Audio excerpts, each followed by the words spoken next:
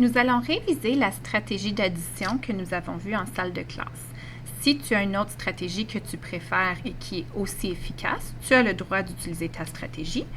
Toutefois, celle-ci, c'est celle que nous avons vue en classe cette année.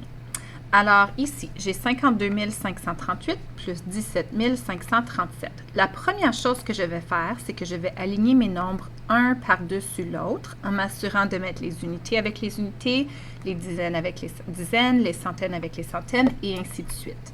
Donc, mon premier nombre, 52 538 et mon deuxième nombre, 17 537. Donc, j'ai bien aligné toutes mes valeurs de position.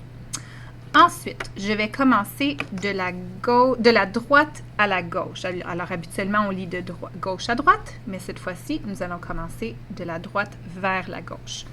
Donc, 8 plus 7, ça me donne 15. Dans 15, je sais que j'ai 5 unités et j'ai une dizaine que je vais placer en haut de ma prochaine colonne. Ensuite, je vais additionner mes dizaines. Donc ici, ce 1-là représente comme 10, ce 3-là représente 30 et ce 3-là représente aussi 30.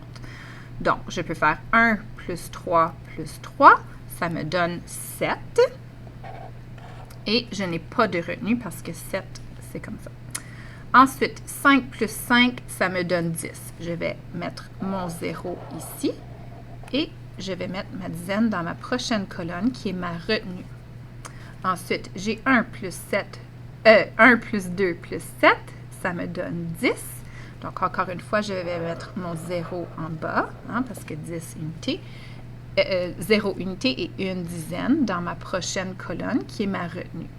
Ensuite, 1 plus 5, ça me donne 6, plus 1, ça me donne 7. Donc, ma réponse finale serait 70 075. Attention, l'erreur la plus fréquente, c'est d'oublier d'additionner la petite retenue. Alors, assure-toi, lorsque tu vérifies ton calcul, que tu as aussi additionné les petits 1 en haut qui sont tes retenues. Donc, voici la stratégie d'addition.